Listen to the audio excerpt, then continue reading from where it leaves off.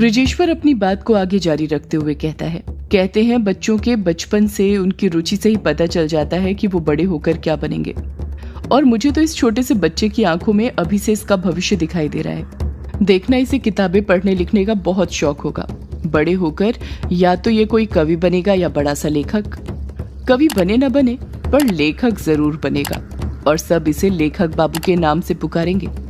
इसको देखकर कहेंगे, देखो लेखक बाबू आ गए। दिलीप ईर्ष्या भरी निगाहों के साथ उस छोटे से बच्चे को देखकर अपने अंदर गुस्सा भरे जा रहा था, जो आगे चलकर चिंगारी का काम करने वाला था। दिलीप को यही देखकर बुरा लग रहा था कि अनजान बच्चे को ब्रिजेश्वर ने बिना कोई रिश्ते के अपना पेन दे दिया था। वो पेन जिसे ब्रिजेश्वर हमेशा अपने पास रखता था। उसी पेन को छूने पर दिलीप को मार खानी पड़ी थी। वैजयंती मुस्कुराते हुए कहती है, आप ना दिलीप के पापा बड़े सपने देखते हैं, ऐसे सपने नहीं देखना चाहिए। ब्रिजेश्वर अपने चेहरे पर मुस्कान रखते हुए ही कहता है, सपने नहीं देख रहा हूँ वैजयंती, मैं तो सच्चाई बता रहा हूँ। और वैसे भी जब तक सपने देखेंगे नहीं तब तक वो सच कैसे होंगे। वैजयंती कहती है, दिलीप के पापा सपने तो तब सच होंगे ना जब आप ईश्वर की आराधना करेंगे। आप ना पहले ही देर कर चुके हैं, जाइए और जाकर पूजा कीजिए। ब्रिजेश्वर उस बच्चे को वैजयंती की गोद में पकड़ाता है और खुद पूजा करने चला जाता है। वैजयंती उस बच्चे को प्यार से दुलारने लग जाती है। ये देखकर दिलीप के मन में उस छोटे से बच्चे के खिलाफ और ईर्ष्या भर जाती है। एक हफ्ते बाद ब्रिजेश्वर और वैजयंती दोनों ही हॉल में बैठे हुए थे। दोनों ही उस छोटे से बच्चे के साथ खेल में मग्न थे। दोनों ही बच्चे का लाड़ दुलार कर रहे थे। उस बच्चे ने अपने हाथ में अभी भी काला पेन पकड़ कर रखा हुआ था।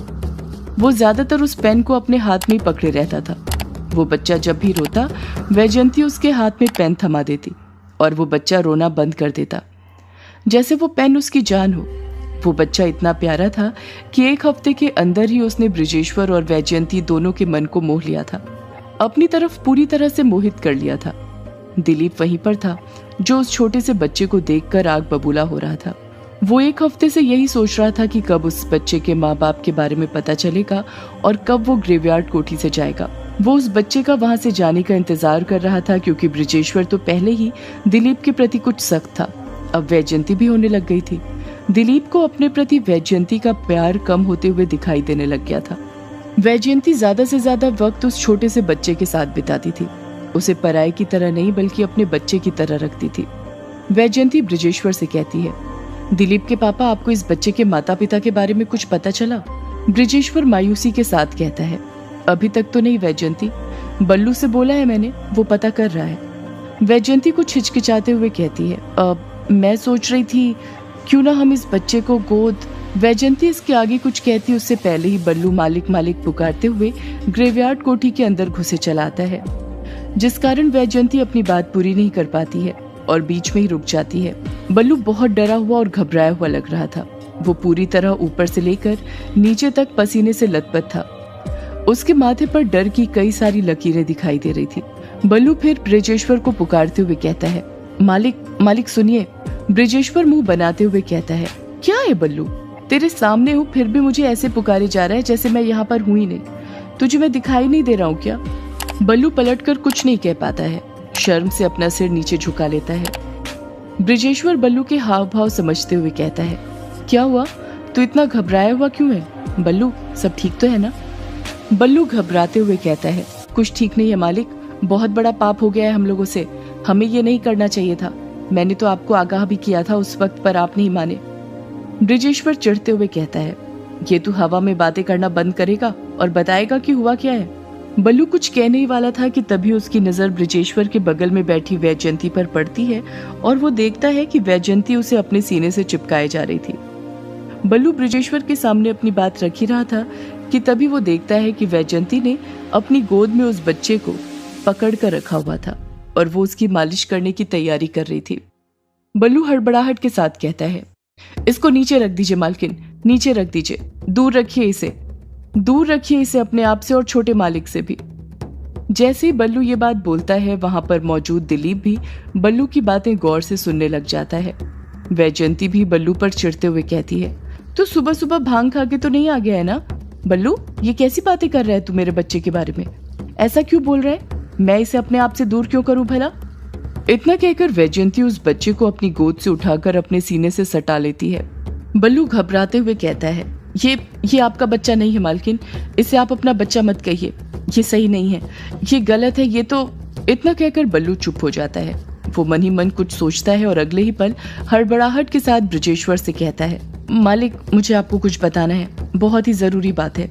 ब्रजेश्वर आम लहजे में नॉर्मली कहता है, हाँ बल्लू तो बोलना, क्या बात है, इसमें इतना सोचना क्या है, बता क्या बात बतानी है तुझे मुझे। बल्लू अपनी नजरें ब्रजेश्वर पर रखते हुए भारी आवाज में कहता है, गुप्त बात है मालिक। जैसे ही बल्लू ये बात बोलता है ब्रजेश्वर अपनी जगह पर से उठ जाता है। अक्सर बल्लू और ब्रजेश्वर के बीच गुप्त बातें चलती थी, ऐसी गुप्त बातें जो वैजयंती को कभी पता नहीं चल पाती थी। वो बातें या तो गांव के सिलसिले में होती थी या फिर आने वाली मुसीबतों के। वो गुप्त बातें ब्रजेश्वर कभी वैजयंती को नहीं बताता था और वैजयंती ने भी कभी पूछने का साहस नहीं किया था। ब्रजेश्वर कई बातें वैजयंती से छुपा कर रखा करता था, जिसका एक कारण ये था कि वैजयंती दिल की मरीज थी।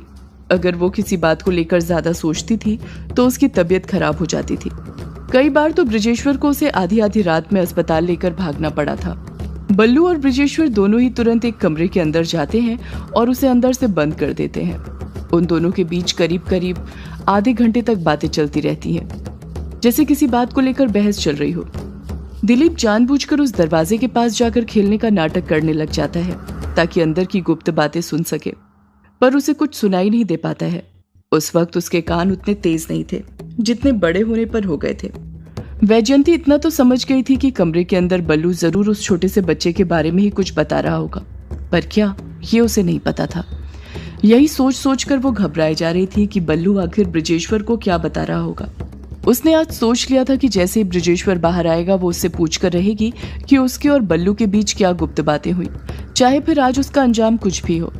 आधे घंटे बाद जब ब्रजेश्वर और बल्लू बाहर निकलते हैं तो ब्रजेश्वर के चेहरे पर तो मुस्कान थी, पर बल्लू के चेहरे पर अभी भी मातम छाया हुआ था। एक डर था, ऐसा लग रहा था जो वो चाहता था वो नहीं हुआ था। ब्रजेश्वर ने उसकी बात नहीं मानी थी। ब्रजेश्वर के कमरे से बाहर निकलते ही वैजयंती कुछ कहती, उससे पहले ही ब्रजेश्वर खुद उससे बोल पड़ता है, वैजयंती, इस बच्चे के माँ बाप के बारे में कुछ पता नहीं चला है और मुझे उम्मीद भी नहीं है कि कुछ पता चलेगा, क्योंकि काफी वक्त हो गया है। अगर इस बच्चे के माँ बाप जिंदा होते तो अभी तक हमें पता चल चुका होता। वैजयंती चुप खड़ी रहती है, चुपचाप ब्रजेश्वर की बातें सुनती रहती है। ब्रजेश्वर अपनी बात को आगे जारी रखते हुए कहता है, मैं सोच रहा था क्यों ना हम इस बच्चे को गोद ले लें।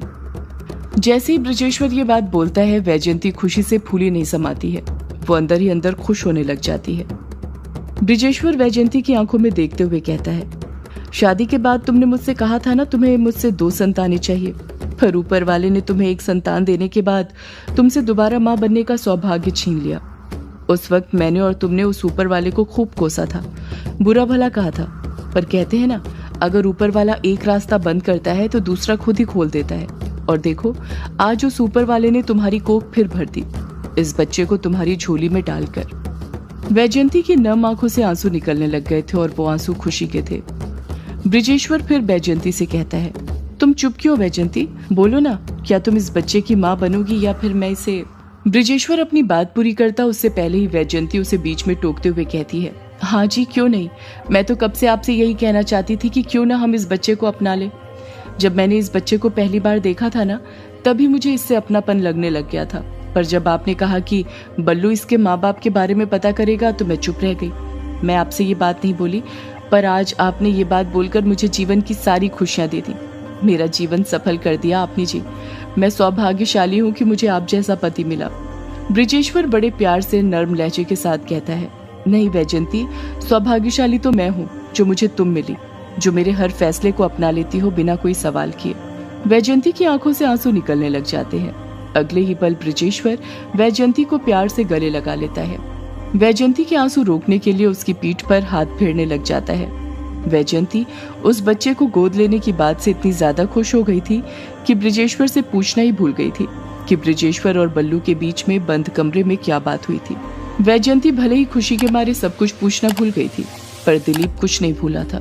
उसने सोच लिया था कि जब वो पूरी जायदाद का दावेदार बन जाएगा उसका हुक्म चलने लग जाएगा। वो बल्लू से पूछ कर रहेगा कि बंद कमरे में ब्रिजेश्वर और बल्लू के बीच क्या बात हुई थी। एक अच्छा पति वो नहीं होता जो ज्यादा पैसे कमाना जानता हो।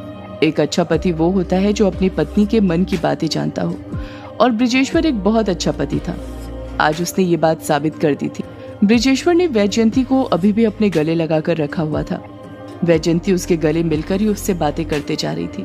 वैजयंती कहती है, हम इससे भी उतना ही प्यार करेंगे जितना दिलीप से करते हैं। इसे कभी इस बात का एहसास नहीं होने देंगे कि ये हमारी सगी औलाद नहीं है। इसने मेरी कोख से जन्म नहीं लिया है। ब्रिजेश्वर हामी भरते हुए कहता है, हाँ क्यों नहीं वैजयंती, हम इसे हमारी औलाद की तरह ही पालेंगे। हम इसे हमारी पहचान देंगे। वैजयंती बाहों के आगोश से दूर हटते हुए कहती है, पहचान देने के लिए तो नाम देना जरूरी है ना, और अभी तक तो हमने इसे कोई नाम ही नहीं दिया है। ब्रिजेश्वर तुरंत कहता है, वैजयंती हम इसे नाम तो दे चुके हैं, और कितनी बार देंगे। वैजयंती मुंह बनाते हुए कहती है, नाम दे चुके? क्या नाम दिया है हमने इसे दिलीप के पापा? ब्रिजेश्वर मुस्कुराते हुए कहता है, लेखक बाबू, और क्या, यही तो नाम दिया था मैंने इसे। देखो अभी भी मेरा पेन इसने पकड़ कर ही रखा है। कैसे खेल रहा है इसके साथ हमारा लेखक बाबू। वैजयंती कहती है, दिलीप के पापा, ये भी भला कोई नाम होता है? ये तो वो नाम है जो इंसान के कर्मों से उसे मिलते हैं, और अब ये बड़े होकर क्या कर्म करता है वो तो वक्त ही बताएगा। ब्रिजेश्वर कहता है, मैं कह तो चुका हूँ ये बहुत बड़ा लेखक बनेगा, देख लेना तुम। मैं इसकी आंखों में इसका भविष्य देख चुका हूँ। वैजयंती कहती है, दिलीप के पापा आप ना ये सब छोड़िए, अभी हमें इसे वो नाम देना है जो माँ बाप देते हैं, तो बताइए क्या नाम दे इसे। ब्रिजेश्वर मुंह बनाते हुए कहता है, अगर मैं इसका बाप हूं तो तुम भी तो इसकी माँ हो, तो फिर तुम ही कोई नाम क्यों नहीं दे देती अपने बेटे को। वैजयंती कुछ सोचते हुए कहती है, क्या नाम रखूं मैं अपने बेटे का? क्या नाम रखूं? हाँ, अनुराग। आज से मेरे इस बेटे का नाम अनुराग है। ब्रिजेश्वर पूछता है, अनुराग? अनुराग क्यों भला? क्या मैं जान सकता हूँ तुम अपने इस बेटे का नाम अनुराग क्यों रखना चाहती हो? वैजयंती जवाब देती है, क्योंकि अनुराग का मतलब होता है प्रेम, स्नेह, भक्ति, उपासना, लगाव। और देखना, मेरा बेटा सारी दुनिया में प्रेम फैलाएगा, हर कोई उससे लगाव करेगा, दुनिया में बड़ा नाम कमाएगा और हमारा भी नाम रोशन करेगा। वैजयंती की ये बात ब्रिजेश्वर के मन को भा जाती है और वो भी उस बच्चे का नाम अनुराग रखने के लिए राजी हो जाता है। वैजयंती अनुराग और दिलीप को देखते हुए कहती है, आज से मेरे 2 बेटे हैं, एक दिलीप और दूसरा अनुराग। वैजयंती के मुंह से ये बात सुनते ही दिलीप गुस्से के साथ ईर्ष्या दृष्टि से अनुराग को घूरने लग जाता है। सदियों से दोनों के जबरदस्ती कर रहा बहुत सिटी के ऐसा करना है दोनों। मैं ना पूछा था।